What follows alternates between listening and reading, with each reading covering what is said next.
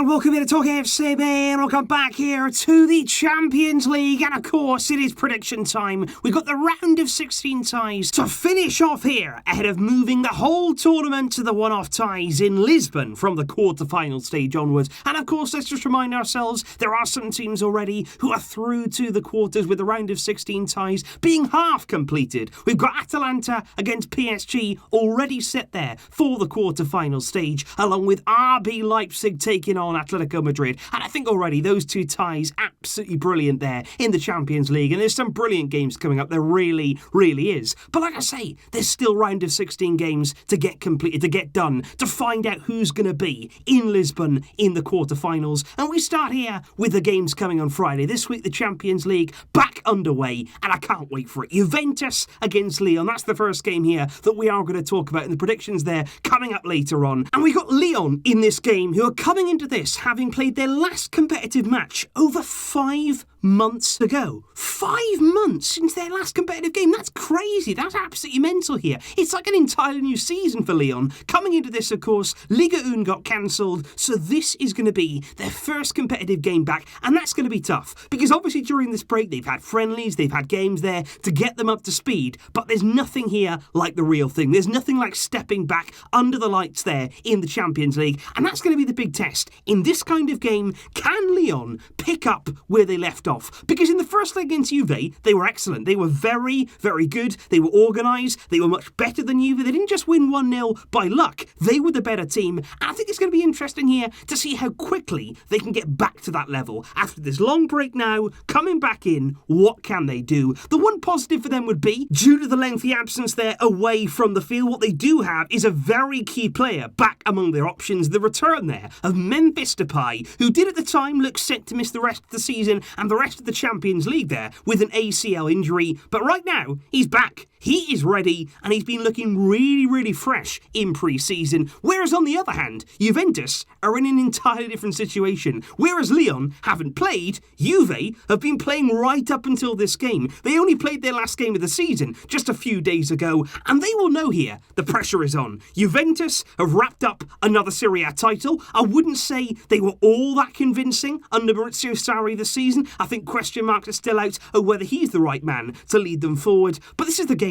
This is the competition that the hierarchy at Juventus, they want to win. They've wanted to win now for many years. And they've got work to do in this tie, because like I say, coming into this game without an away goal, you've always got it in the back of your mind here that if Lyon get 1, Juve will need 3. And of course they're capable of doing that, but it's a tough game. It's a tough ask. And you just know here, the likes of Ronaldo, he's been brought into Juventus for this kind of occasion. He's got to deliver in this game here to get Juve out of trouble. And like I said before, pressure on Sarri. He's got to get his selection right. His team have got to play well. And for me, Lyon, they are difficult customers. If they can get back to the level they were at before, it won't be easy. On the same night, of course, we have an absolutely bumper clash between Manchester City and Real Madrid, with the aggregate score right now with Man City leading by 2-1. And this, for me, on paper at least, it's a phenomenal matchup. We saw in the first leg there, 2 heavyweights going head-to-head. But I think this game in particular, it's going to be even better. Because I think here, with the form that Real Madrid have showed post-lockdown, they've been better. They've been a lot better there under Zidane. And I think certainly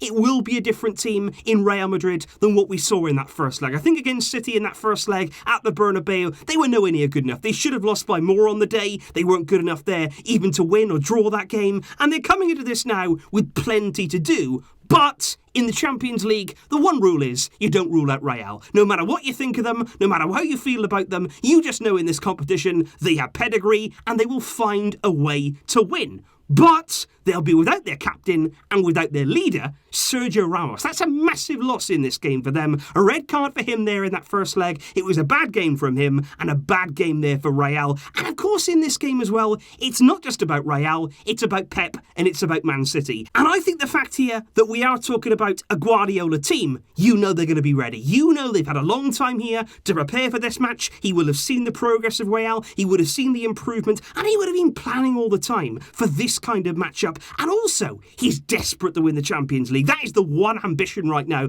burning within Pep Guardiola. He wants to win this tournament, and he wants to win it with Man City for the first time ever in their history, and at the very least, get to the final, go deep into this tournament. And that means getting past Real. They've got a great advantage, they had a brilliant first leg, and they've also been good since the restart. But of course, they've also seen slips too. They were a long way away from Liverpool in the title race. They got knocked out of the FA Cup by Arsenal. Man City have had some reality checks along the way, but I think in this one, they do have the upper hand over Real. Then, of course, we do move on to the games on Saturday, starting here with a game that, to be fair, is pretty much over before we even start. Bayern Munich 3, Chelsea 0. It was dominant display there at Stamford Bridge. Once again, Bayern, absolutely irresistible when it comes to playing in London. They dispatched Tottenham in the group stage, and they did exactly the same when they went to Chelsea. And they've got so much quality, so many options there. Hansi Flick has come in, he's rejuvenated Bayern, they went on there, they steamrolled their way to the Bundesliga title,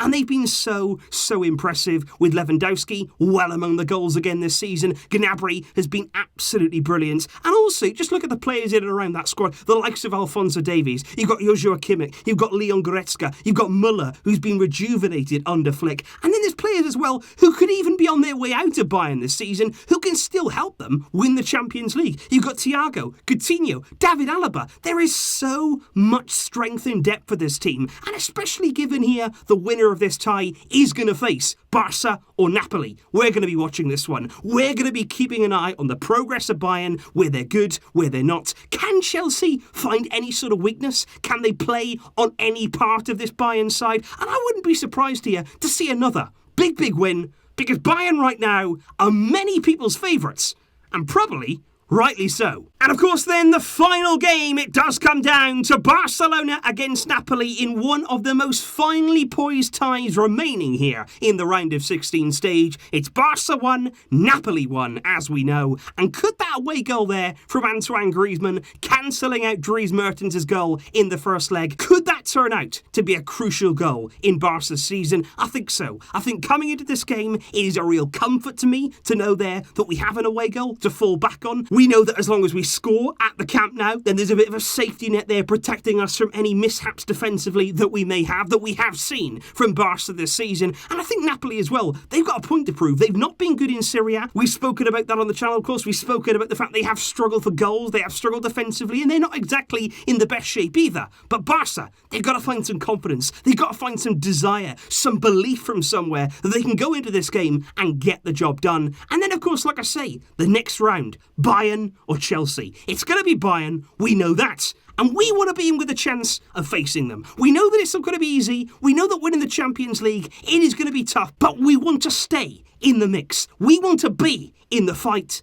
And to do that, we've got to get past Napoli first. So, when it comes to predictions in these round of 16 ties, I am going to go as follows. I'm going to go Juventus 2, Lyon 1 on the night, which would be a big scoreline, because that would mean Juve winning the match, but losing the tie. If it was to end that way, Lyon would go through 2-2 on aggregate on the away goals rule. That would be a big result there. I'm then going to go Man City 1, Real Madrid 1. I think that's going to be a really close encounter, two informed teams, and if that was the case, Man City would progress 3-2 on aggregate. Then on to Saturday's games, I think Bayern could follow up with exactly the same result they got in the first leg against Chelsea. I'm going to go there, Bayern 3, Chelsea 0, and another clean sheet for Bayern along the way. And I'm not going to give you my Barca-Napoli score prediction here. I'm going to keep that pretty close to my chest, but what I will say is, I believe,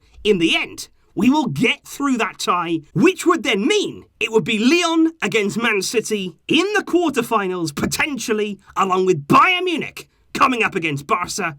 And that would complete an incredible quarterfinal stage. Let's wait and see what happens. There's plenty of football to be played yet. And of course, guys, stay involved with it all. Stay right up to date right here. And of course, on the Flick Chat too, during the games, all of the live chat, it's going to be going on there. And I will see you soon with plenty more Champions League videos. Let me know your predictions. Let me know your expectations for these games down below. I will see you soon.